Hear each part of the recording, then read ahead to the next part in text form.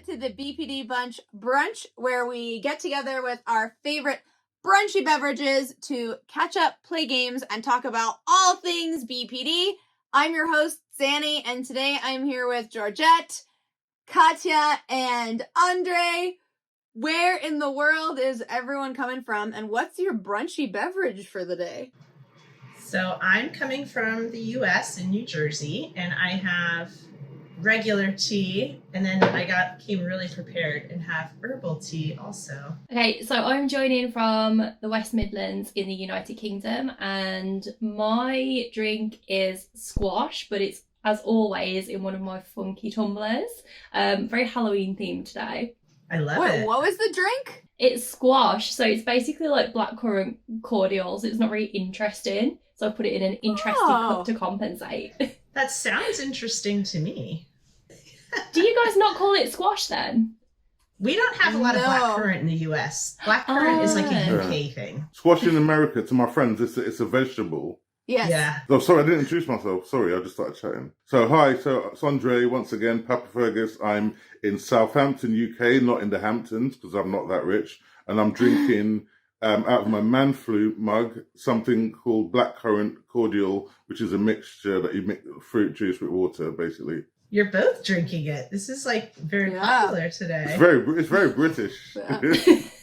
Today, we are going to be playing a game, Speed Art Therapy. We will have prompts, and then you have 60 seconds to draw whatever the prompt inspires in you, and then we will share it. So for those of you watching along at home, grab out some paper and a pen if you want to draw along with us. So the first prompt is called Inside Out. That means create a drawing that represents the different emotions experienced by someone with BPD. And for those of you watching at home, start your timer now. All right, that's the end. Okay. Okay. On the we all count hold of them up three. at the same time? Yeah. Yeah, One, okay. 2. Okay. 3. Oh, I don't know. Can you see it? Push it a bit closer. Katya's is great. Yours I love Go on, Katya. Georgia. Oh, Wow. I like that. Can you see? Yeah. So basically, for those that can't see this yet, my picture depicts 3 heads coming off one singular stalk. And what that means is BPD isn't about separate personalities. It's about a mixture of things in one person, which makes it easier to then bounce back to one of the other ones straight away because it's still part of the whole. So we can clearly identify it. So it's a bit like being a spectator watching your other self at play, but you're well aware of what's going on, but not able to control it. Ooh. Now I feel weird because mine is just like different faces. because my initial thought was just to do like intense things of color. And then I thought I wanted to show faces. So then I tried to do like intense facial expressions. So like really angry and like the sunshine for really happy and then like puddles of water for sad.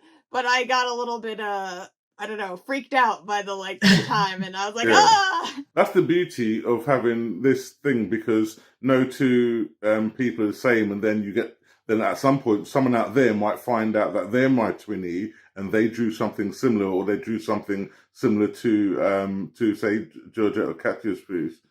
Actually, Katya, what did you draw? Because your one looked kind of tingly. What was that? Okay, so mine sort of had a Wizard of Oz theme to it. So you've got like the whirlwind or the tornado, which is massively like out of scale because it's only slightly bigger than the house. But you can see that BPD is like a bit of a whirlwind, and you can see that people are getting caught up in it, running away, and which may or may not be an accurate depiction of reality. But you can see that it's kind of like a storm, and there's things that are in its path, and you just have to wait for it to blow over. And then once it's finished, like everything's back to normal and it's peaceful. So I guess it's about that just like tumultuous experience of emotion that people with BPD face. I love it. I'm glad you explained it though, because I thought they were all like dead bodies on the floor. Hopefully he doesn't get to that stage. Okay, so mine was, I was just trying to draw extreme emotions. So this was like a fire, like anger. This was an umbrella in the rain for sadness. And this was like joy, like a heart like bursting. So those were my depiction of the strength of emotions. I kind of went the same way as Zanny and Andre. Now I'm jealous of Katya's creativity. I think we can say Katya won this round just from sheer creativity. Oh, I never win anything. Thanks. Okay. So our next prompt is Journey to Stability. Illustrate a visual representation of the journey towards mental and emotional stability, what that means to you. Oh boy. We'll start our timer in 3, 2, 1, go! Time! Oh. All right. 3, 2, 1. Everybody! Ooh. Very I feel like cool. mine is pretty straightforward. It's just sort of the things being kind of bananas, and like they still can be bananas sometimes, but it's just not as much. Yeah. Levels out. And there's still a couple of jumps in there, but they're not as extreme. It looks like an EKG. Yeah. Little bit, Yeah. Good use of color. All right, I'll go next then. So I wrote my note of what I was supposed to be drawing. So I was trying to do like a path, like almost like a game board. I love it. that. Was like We should make a game. We should. Yeah. The Journey to Stability board game. Yeah, because like I feel like you could have, like I played a game with my kids last night where it was like, you know, you would land on something and you'd have to go back 2 spaces or whatever. So I feel like that's kind of what I was going for, a board game. This is like a tree fell. So you're going to have, like, you have to, you know, like obstacles in the way. Mm-hmm. And this was, that's a bridge. I was really desperate on time, but I felt like I was trying to represent the journey to stability. Like it's not a straight line and there can be a lot of twists and turns, and I think we all go through periods, or at least I know I have, of feeling like I'm just back where I started, or I never even should have started this. I'm doing so terribly. But you can see that you know, sometimes it helps for another person to point it out to you, but you can see that you actually are making forward progress. Sometimes it's just hard to see yourself. Yeah. I'm going last, so I'm terrified now. Okay. Okay, so mine was fairly self-explanatory. So it's just compass with the main compass points on there. And I think for me, that was just because my road to stability has been all about finding direction, because I never really had any before. But I think after training as a teacher and doing volunteering and spending time working on the things that motivate me and what my values are as a person, and really focusing on kind of moral development, it started to come together a lot more. So yeah, mine just is really simple. It's just representative of finding direction, really. I gotta say, Katya, I really love that whole, like, everything you had to say, because I mean, I think it's especially great because, you know, you're one of the members of the bunch who hasn't had any like BPD specific treatment, and yet you still learned a lot of really impactful lessons from your various life experiences that helped you get to where you are today. And I just love everything you said. Oh, thank you. It's trial and error, and mostly error, but you get there in the end. Teacher, I bow to you. I wish my actual students would. Andre, stop stalling. You gotta Okay. You know what? I've literally been stalling because I'm just paranoid. But here we go. One more time for the camera. So this is basically a pile of rubble and a wall. And so there's a pile of rubble brick and a half-built wall behind. The reason why the wall is half-built, because in my sense, my journey and my version of BPD, I always just have very strong temper and quick to be inflammatory. So I looked at a lot of the things in my previous life as breaking down the wall and destructive, and it was a bit of rubble. But what I've now learned to do is repurpose what I thought were broken bricks into building a new, stronger wall, because you've had to take the time to work out how they fit together. That's what I feel like I've been doing, is finding the things that I used to find as negative and repurposing them and think, actually, no, this now fits with my new narrative, and it's creating a stronger wall. Oh, I love That's that. it. I think that's, yeah. No, I think that's really good. I thought that was great. Yeah. And I like the idea of like repurposing things and changing your own narrative, because I've been doing that a little bit in my head with some of my stuff, personal stuff in my life. And I think it's really powerful. All right, ready for the next one? Yeah. So this one will be interesting. It's called Mask Off. Depict a person wearing a mask that represents their public persona, and then draw what lies beneath it. Okay. Start your timers in 3, 2, 1, go. Time is up. No. Okay. Yeah. Sorry. Okay. We will show our works in 3, 2, 1. Ooh. I got Yes. my inspiration for the mask from this creepy Halloween mask that I saw Oh, wow. at the Halloween store recently. Can you even see mine? Yeah. Yeah, so Andre, Yeah. tell us about yours. Okay, so basically everyone might not know that gardening is a huge hobby of mine. So I chose to go for my mask as 2 plant pots. The first plant pot shows a character, and there's a tree in the plant pot, and the first tree is fully grown, and it's beautiful, loads of foliage.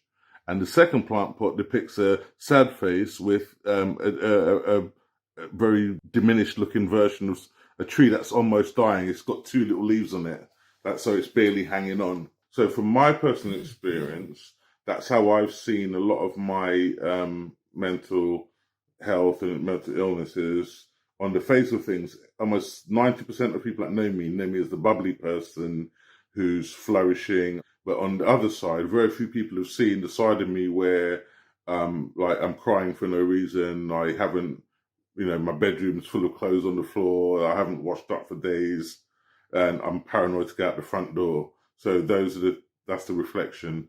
So yeah, I might actually now have to try and make those plant pots, or get someone to make them on my behalf. So if anyone's watching and you're very good at that stuff, and you can ship to the UK if you're further away, let me know, and I will plant something in those with pride. But I'll make sure both things grow, not just one. I like that. I like how you brought your gardening into it. Who wants to go next? So this is my mask, and actually it looks a little disturbing when I did the teeth, but I was trying to make it lifelike. So this is like the mask that people see, where everything is okay and you're smiling, but on the inside you have like turmoil and sadness and love, and that's my little skeleton head. Like an X, I guess, for anger, and a lot of like questioning, because I feel like I'm a person who does mask a lot.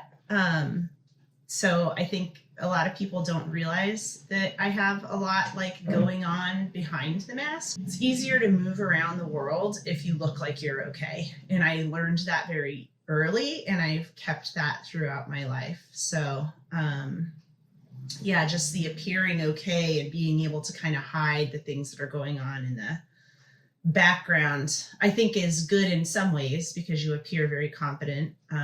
You appear like, oh yeah, everything's fine, but then at the same time you have so much inner turmoil that you might not be getting like, I almost feel like I can't reach out for help, because people would be like, how are you? I'm not understanding why you're telling me you're doing so bad, but you always look so, put together and fine. It's like a double-edged sword. Yeah. Oh, I really like that you brought up that double-edged swordness, because that's kind of, cause like for me, I made mine sort of 2 halves of a whole, because historically, at least for me, I did not used to mask really at all, and it was like whatever emotion I was feeling, it was like out in the world. So it's kind of like I've almost developed like a half mask where it's useful, because I do think there are some situations, I mean, I may be in a position where it's just not appropriate for me to be telling somebody how I'm feeling about things that are not related to what's going on, like in a professional setting. I think it is useful to be able to have a mask, and I didn't have that before. And I think finding that balance, right, where it's not all the time, but in those necessary situations. And yeah, and then what's under the mask is just insanity. I thought one was a fried egg. Yeah, I didn't think about that until now. It does kind of look like a fried egg. It was supposed to be like an eye with like crazy makeup or something. But yeah, with only 60 seconds, there's only so much you can do. Katya. Okay, so mine is a very similar format to, I think, what has gone before. Obviously, the smiling face, which is the mask. I've adapted it a little bit in my case because I think a lot of people would be tempted to put a sad face or an angry face. In my case, because of being schizotypal, there's actually not really anything there, hence like the flat face. And it's really interesting that you've spoken about masking, because for me it's become almost like an essential coping skill. I remember in one of my first ever jobs that I had, I was actually told that I was dead behind the eyes, and that was a bit of a wake up call. And I was like, okay, like I really need to like start looking at how I come across to other people, because I am so flat. Like my emotions are quite blunted for somebody with BPD because of that STPD overlap. And I think in terms of masking, people sometimes have this perception of masking that it is, you know, you are really a horrible person and you're putting on a front to come across as nice. But actually, I find in my case and in most of the people that I know with personality disorders in general, that actually we're taking what we've got and turning it up to 11 because otherwise I think I would probably just be completely lost in the world, because I'm not able to demonstrate my emotions either in a socially acceptable way or in a way that people would expect for somebody with BPD. So going back to what Georgette said, you know, people like not taking you seriously or not understanding, because actually the way that you present to the world is totally different to how you are on the inside. So masking and mirroring has basically got me as far as it possibly can in life, and I do think we rely on it so much that these pictures probably will never do it justice for how much of an essential it is for people with personality disorders. Oh, I like this one. Embracing the chaos. Create a drawing that captures the beauty and strength found within the chaos of BPD. Okay. And you can start your timer in 3, Two. 3, 2, 1, go! Time's up. Oh. We're gonna show our art in 3, 2, 1. Wow! Each one is very different. Tooth, not bread. Okay, Katya, you have to go first because you have to explain what that means. Okay, so first of all, like the heart, I think is probably fairly obvious.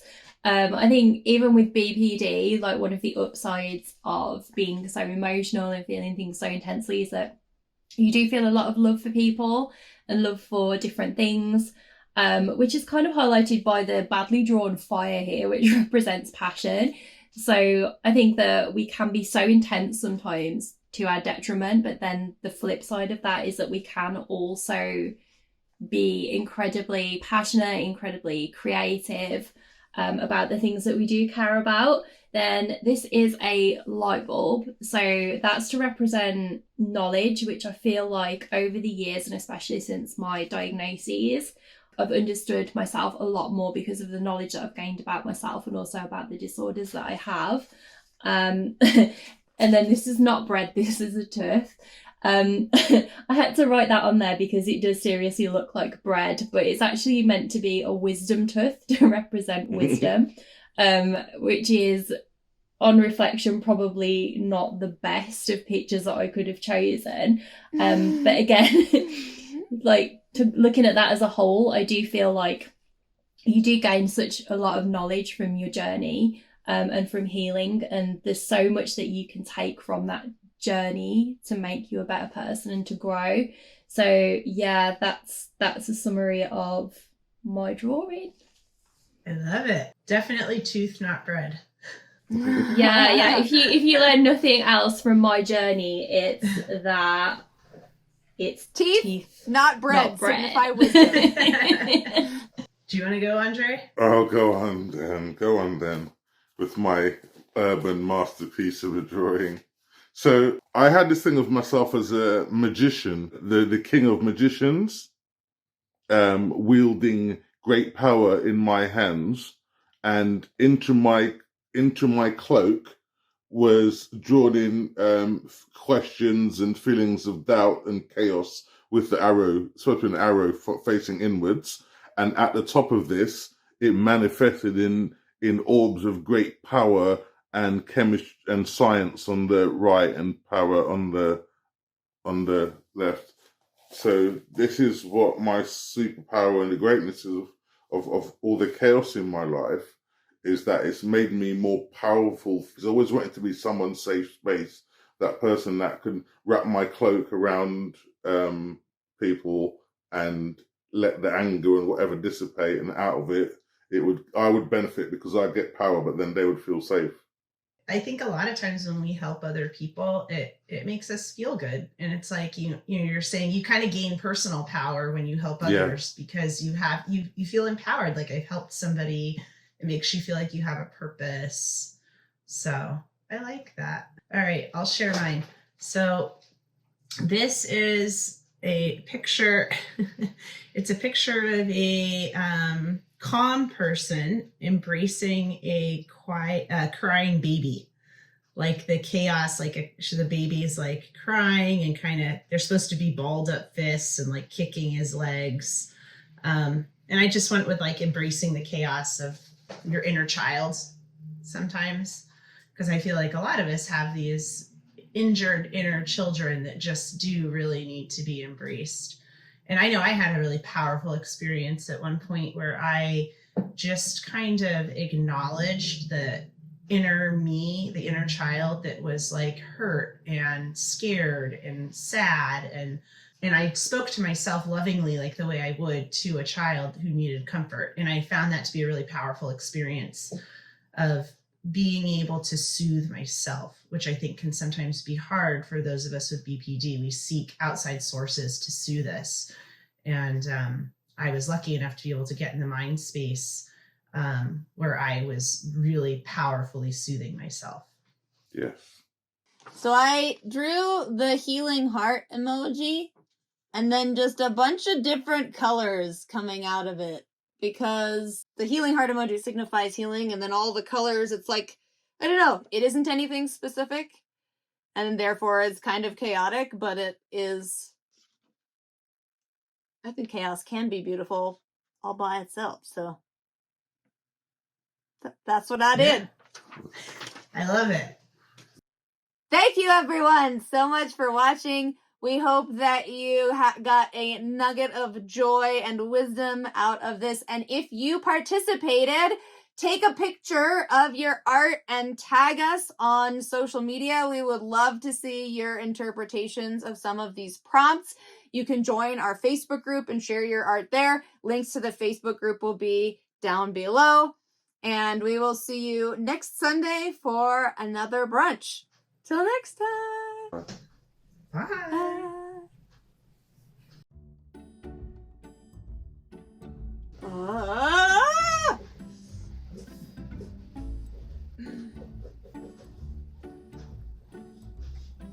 I don't even know what I'm doing. I'm fully concentrating on this. I am gonna do it more the style that I was thinking the first time. So I'm not gonna do any I feel like 60 silly seconds things this is time. It's really not that long. No, it's not. My brain's already fused. The pressure is on. Don't look at it to you. Focus your mind. Be like water, my friend.